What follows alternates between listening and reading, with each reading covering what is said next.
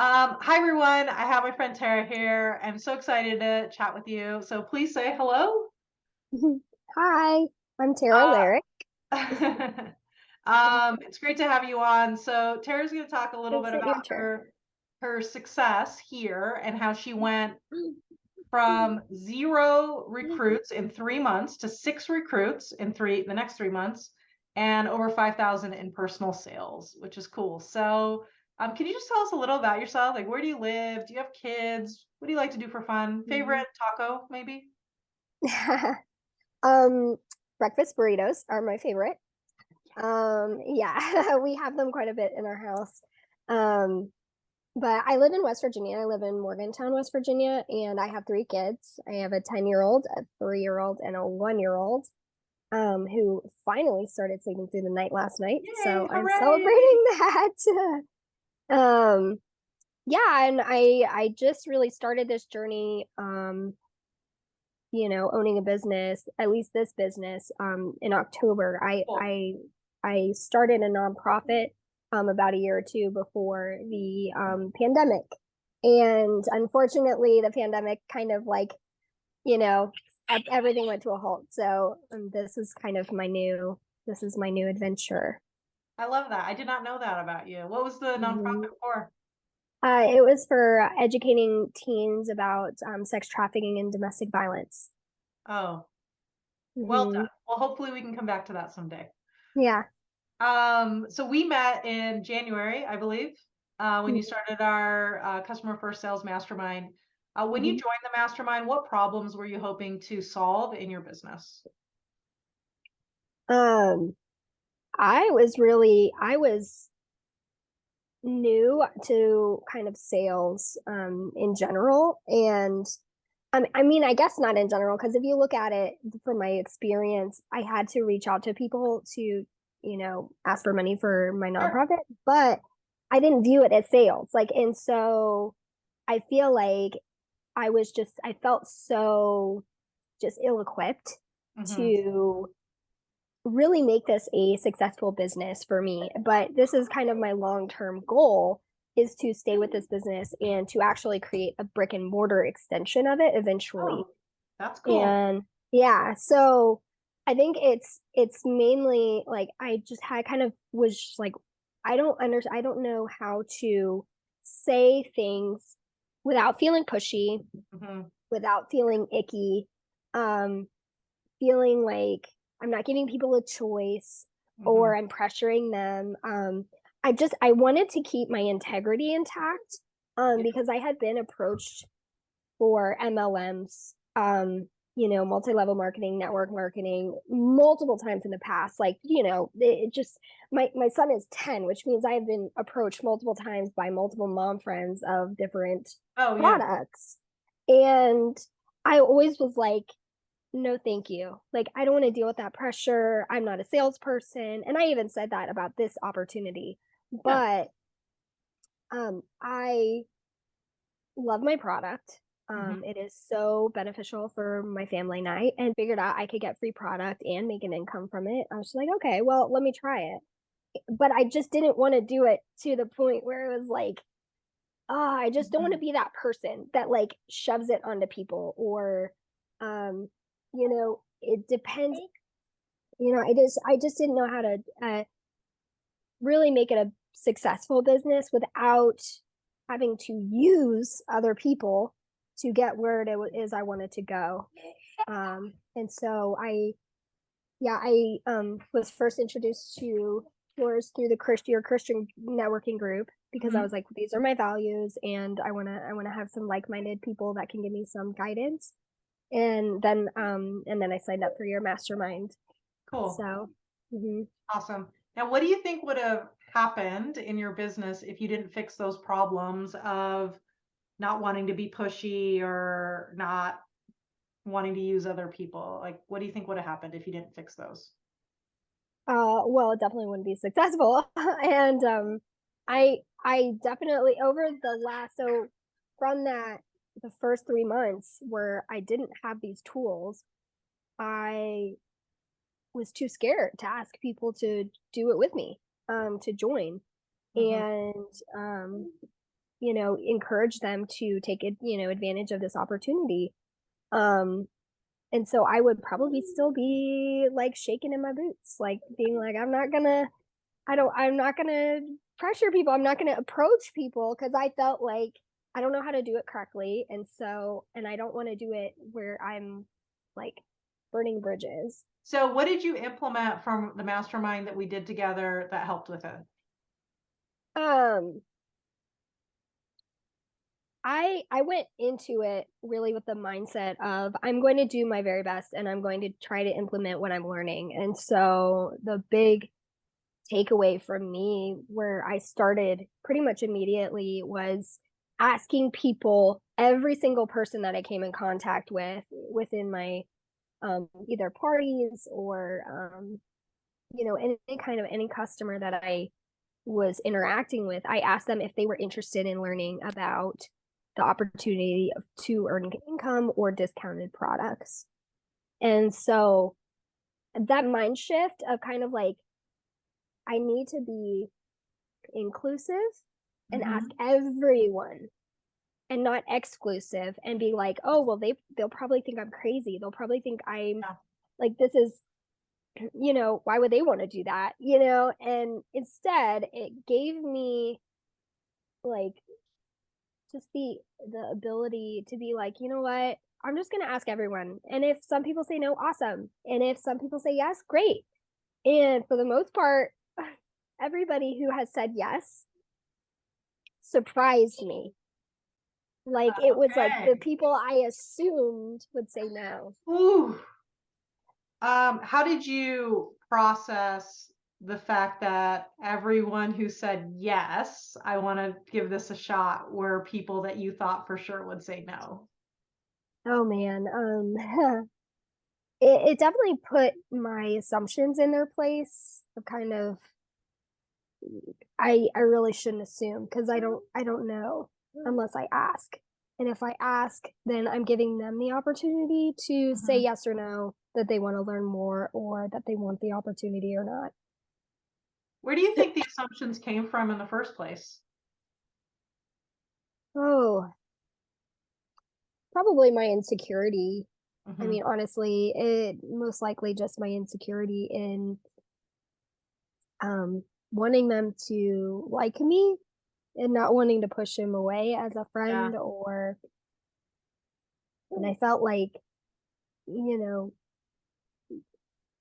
I know I had been on the other receiving end Yeah. of like of doing that, of being like, oh, thanks for, but then pushing people away and saying no.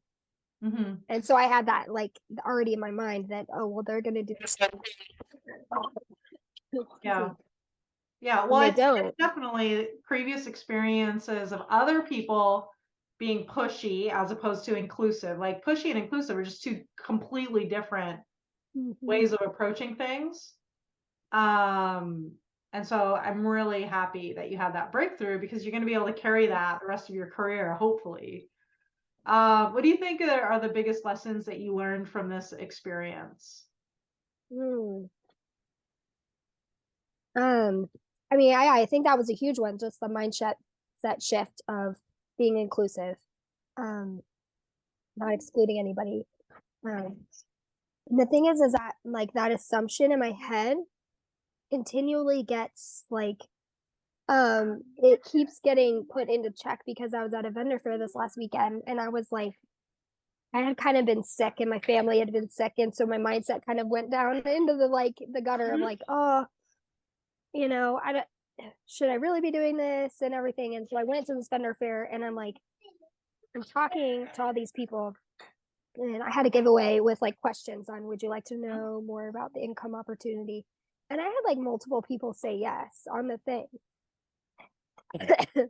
And I'm like, why? Like, it's just still surprised me, it Yeah. still surprised me.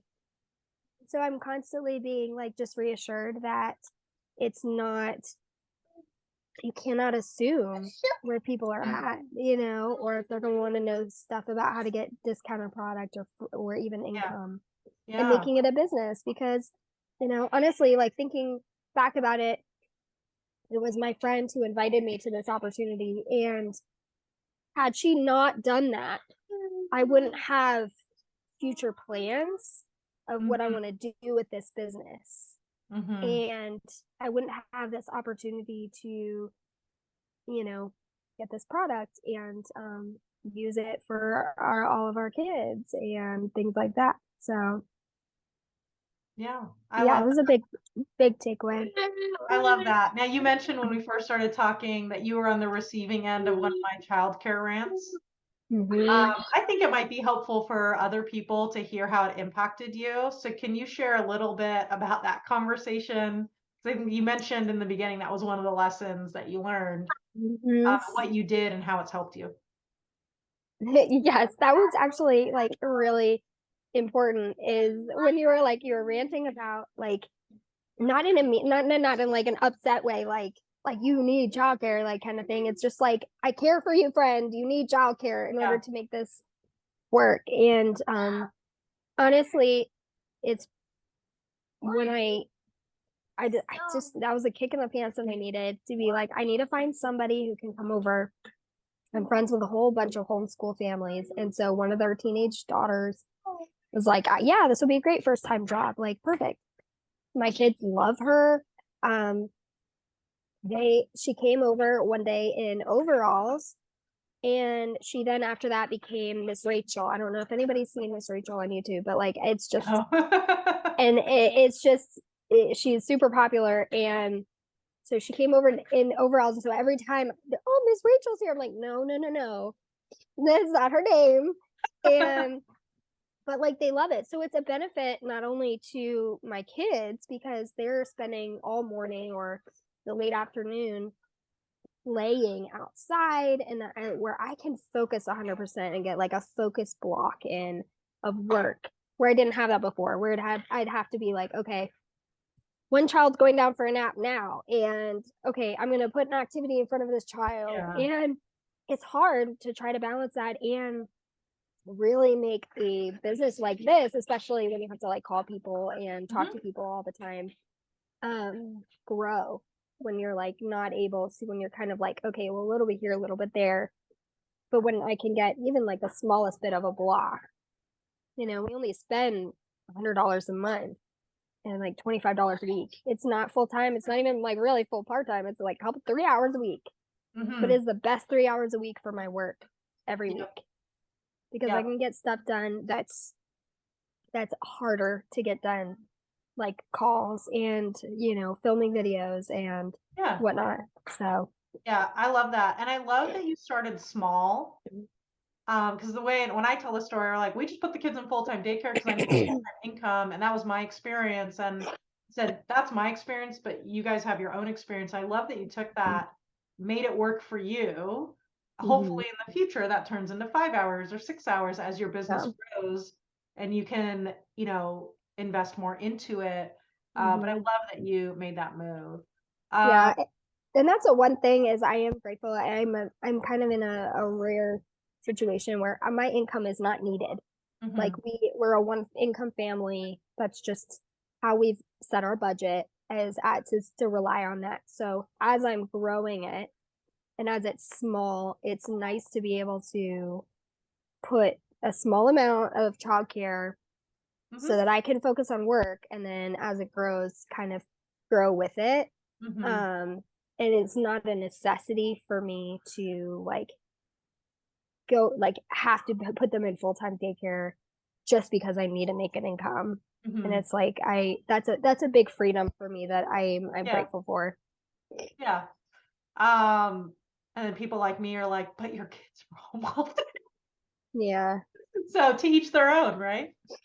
And I think that's such an important part about how we run our businesses is looking at what do we want it to look like for us, and Mm-hmm. then making the adjustments to do that. So I love that. Mm-hmm. My last question is just what advice would you give to other network marketing people based on what you've learned?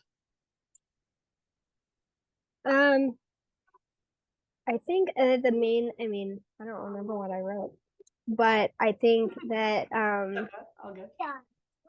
it, I think the main thing is that you need to implement like you need to do the work. You need to show up. You need to ask people, ask everyone, and make assumptions. And I also think that it's really important to learn the correct wording, learn how to do it in a way that is respectful of them and respectful of you as a person and keeps your integrity. And when you do that, it increases sales because people begin to like you because they don't feel pressured to buy from you. Right. Instead, they're like, oh, I love, this person is always so great to talk to. They're always caring about my needs and always asking me like where I'm at with this, or, does that sound good? Like just a simple question at the end of telling them what's going to happen. Does that sound good? Does that sound fair? Like, really makes it where it's just a natural, like, kind of, I feel like it allows them to have the freedom, and then that makes them, it takes the pressure off and everything. So I think just getting the right wording, doing it with confidence, which I struggle with still. I think that that's kind of like um, but once I got the wording, I was able to be like, well, I'm now growing in confidence as I'm implementing it and seeing the positive results of it. I love what that. Does it say? What did your say that I wrote? Say? When we make the outcome personal, we get in the way of our own success. Oh And yeah, that too. Yeah. and if we change our wording to match the values as Tasha teaches, then we can stop making it about us and make it about our customers. So I think you hit it, right? Like we have to have our values lead into our wording. And if you have if you don't know how to do that, it's not that hard to learn it, right? Like we have the templates and the train, like it's not that hard to run a value-based business if the resources, right? If anyone's watching this interview, the resources are available to you. If you want to run a value-based business that like gets you the results that you want. I think what people do is they go, well, this particular strategy doesn't meet my value, so I'm going to throw the whole industry out. Right. And I think of that just as like a lawyer. A lawyer can be a shady ambulance chaser, or they can be a brilliant defense attorney of an innocent person. And it's how that person conducts business that is what makes it value-based, not the profession in and of itself. Yeah. And like the thing that I think about coaching you, and I want to give you this compliment, I loved how much you pushed back. It was so fun. And not pushed back, but just like, let me make sure I really understand this. And so it's funny for me to hear you say confidence is hard for me, because I just saw so much confidence in that. Like I'm gonna, like there's this piece where you're like, I'm gonna fix this and I'm gonna get this right. And that actually, in my opinion, comes from a place of confidence. It's okay to not be confident when your insides are like, this isn't right. You should not be confident in being pushy, being icky. And I think our internal senses will put up alarms that are like, this doesn't feel right. The problem is that we know it doesn't feel right. So we'll either push through and feel like we're out of integrity, or we'll say nothing. But there's a third way, which is to communicate in a way that lines up with your values that is effective. And that's what I saw with you. Like we went round and round about how to do kits, and we went round and round on how to do scenarios. And can people have a book buying goal?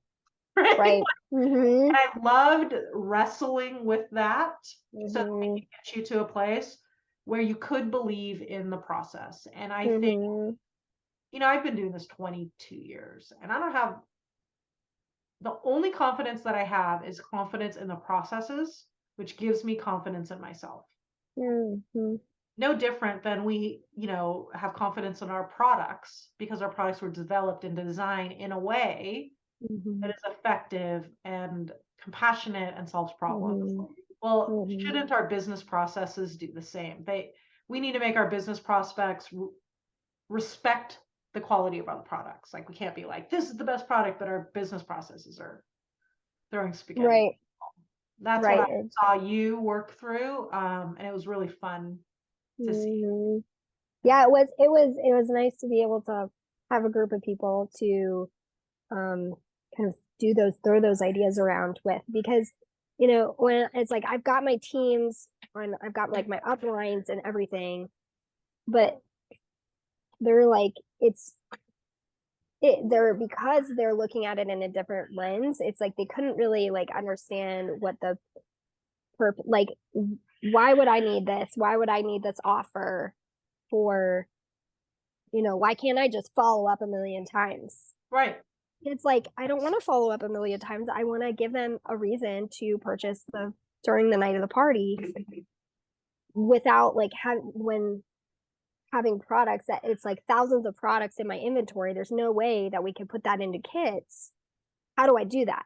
And it was really cool to be able to like kind of go through and be like, okay, well, this doesn't work. I tried the kits, I tried doing specific things, and then going back and forth. And then I did see that success with that. It's like people were ordering right away when I offered those kits, and it was like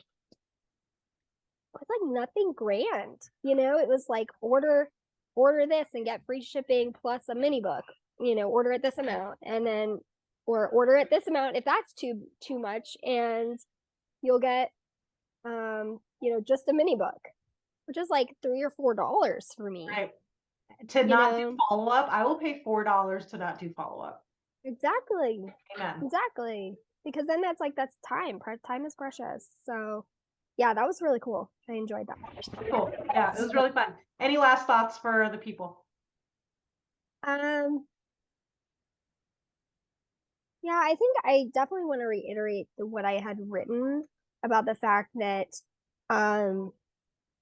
if you know the wording and you practice it over and over with you know, with multiple different people, and you are putting it in their court, and you're taking away from, oh, they're when they say no, they're saying no to me as a person. And when you separate that personal like emotional connection with the outcome of the sale, it changes everything, because then you don't care if they buy or not. You don't need it, but you're offering it, and then all of a sudden there's no pressure for every single sale or every single recruitment to go through, because it's not. It's not the way that this industry works. And like you've said, in lots of people, and you just have to keep recruiting, keep asking, and things like that. And yeah, pull your big girl pants on and do the work. Yeah, I love it. I love it. Well, thank you so much, Tara. I'm so happy you took the time. I hope your cold feels better. Your thank you. Better. And I appreciate first you as someone to work with, but also you being generous with your learnings and your knowledge and with our community. So thank you so much. Yeah, thank you.